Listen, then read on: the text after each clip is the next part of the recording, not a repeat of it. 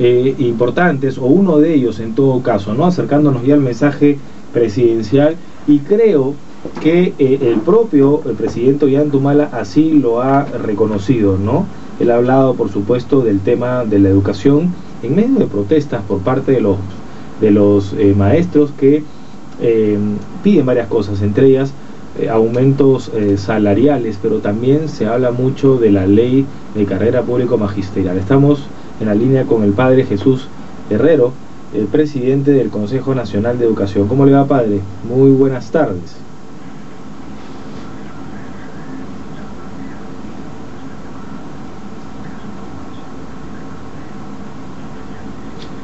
Padre, comencemos hablando de la carrera público magisterial, tan resistida por los docentes que hoy también hay que indicar están pues divididos.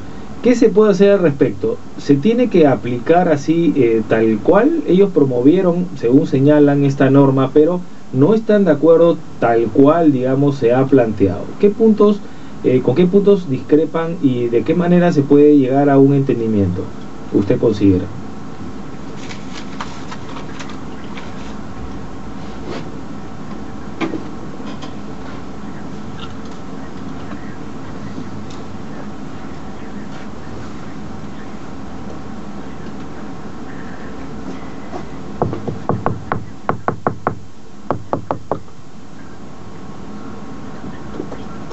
Como el SUTE están de acuerdo en que haya una unificación, que no estén los maestros bajo dos leyes, bajo normas diferentes, etcétera. Indudablemente que la carrera pública, que el Consejo Nacional siempre defendió y apoyó, etcétera, ahora en su implementación tuvo bastantes dificultades, mucho rechazo de los profesores, algunas cosas indudablemente había y hay que mejorarlas. Y eso ha hecho que el Ministerio no haya renunciado totalmente a una carrera pública y a una evaluación de profesores. Y yo creo que los profesores, de verdad, los auténticos, incluso el sindicato reconocido, no rechazan la evaluación. El tema es que no se hicieron bien las evaluaciones y no se presentó bien la carrera pública, que se veía como un instrumento para sacar a profesores del sistema. Yo creo que esos fueron los grandes problemas que hoy se intentarían resolver, ¿no es cierto?, modificando aquellas cosas que mejoren la carrera. O sea, yo no creo que se haya, y no creo que sea la mentalidad de la administración actual dejar totalmente de lado la carrera y comenzar y seguir con una ley que tiene más de 30 años, sino modificar en ambas lo que buenamente se cree que se puede mejorar, ¿no?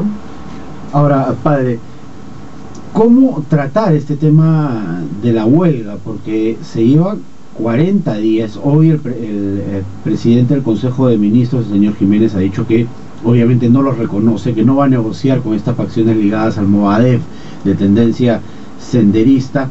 Se ha denunciado ya penalmente a Condori por los disturbios que ocurrieron en San Borja el día de antes de ayer. Pero lo cierto es que los chicos están perdiendo clases, sobre todo en la zona sur del país.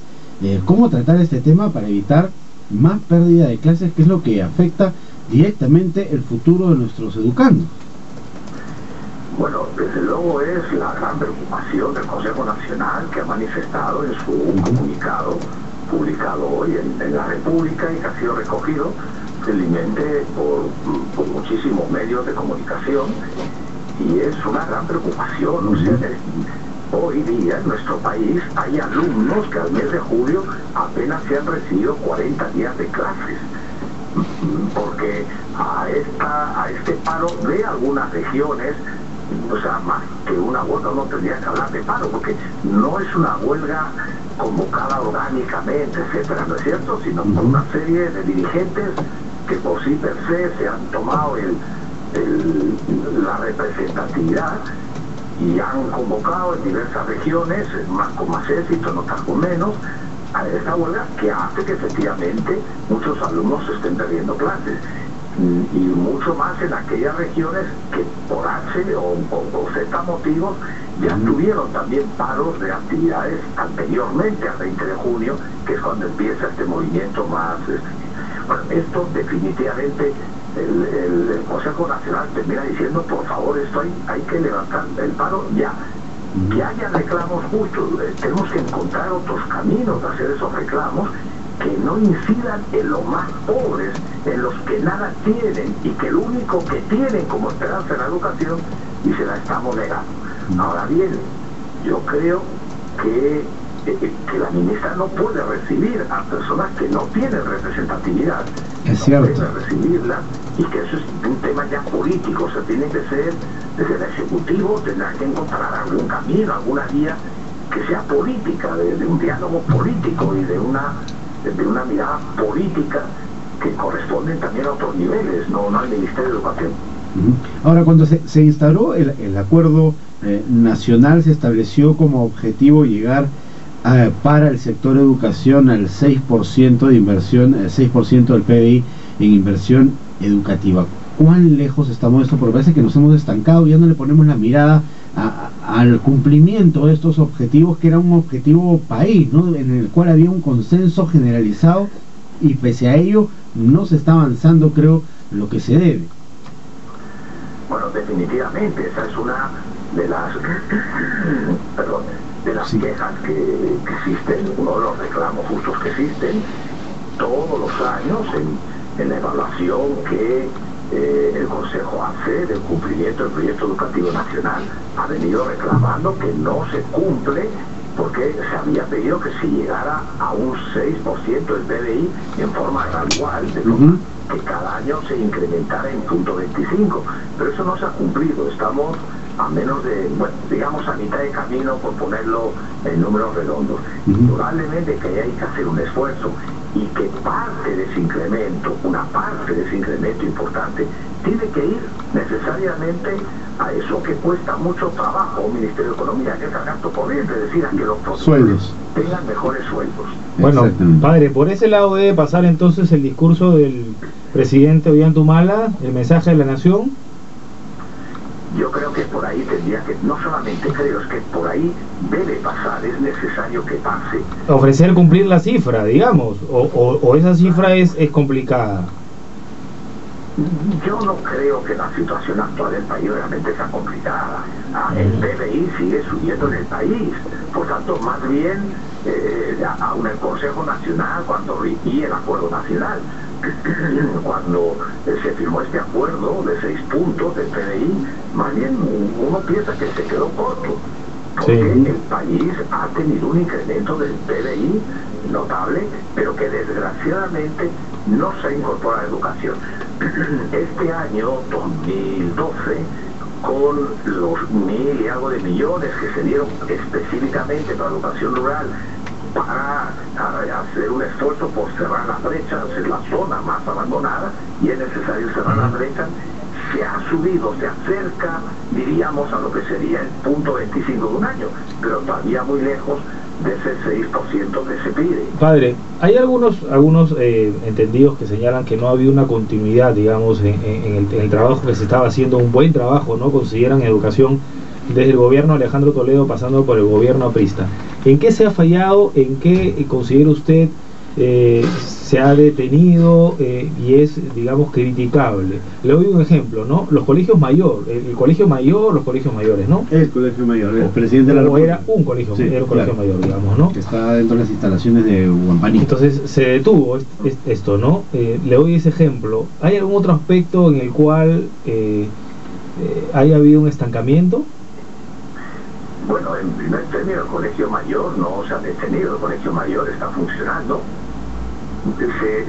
Entiendo que se está de esta forma evaluando un poco, no solamente por sus altísimos costos, sino porque hay cosas que evaluar, pero el colegio mayor este año está funcionando, sigue funcionando, en eso no ha habido tema, no ha habido problema. Bueno, removieron a la directora, me parece, ¿no? Pero bueno, ya ese es otro asunto. Sí, o sea, de hecho, sigue funcionando.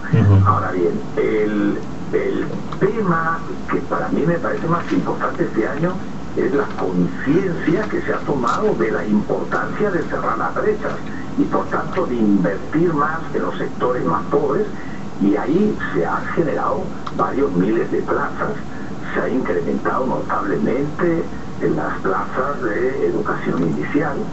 Se ha creado un programa que tiene que empezar a funcionar, supongo ya en el segundo semestre. O sea, si es verdad que no hay, diríamos, unas grandes cosas que puedan llamar la atención, sin embargo sí hay cosas que se están haciendo que tal vez no se vean tanto, pero que a mí me parecen importantes. También me parece muy importante que esta vez se haya dado mucha importancia a los resultados de la evaluación censal. Como sabemos todos, muy bajos, por tanto preocupantes. Entonces, pero esta vez como que se ha dado una mayor preocupación para ver cómo se pueden superar y mejorar esos resultados. Por lo menos en una primera etapa, y después ver cómo esto se mantiene y se sigue avanzando. O sea, uno siente una mayor preocupación por eso.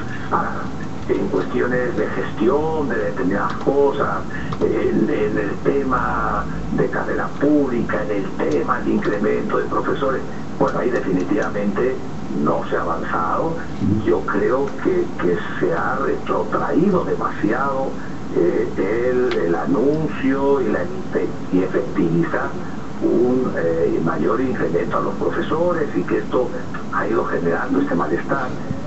Sí, todo eso es verdad. Ahora, también en un primer año de gestión no es mucho lo que se puede hacer, y si miramos administraciones anteriores, cualquiera de ellas, en el primer año no se hicieron grandes cosas. Las cosas, digamos, que llamaron la atención fueron siempre en la segunda mitad, no en la primera. Eso desnuda una falta de planificación a largo plazo, ¿no? No deberíamos estar hablando qué hace cada gestión, sino cómo se van cumpliendo los planes a largo plazo establecidos por el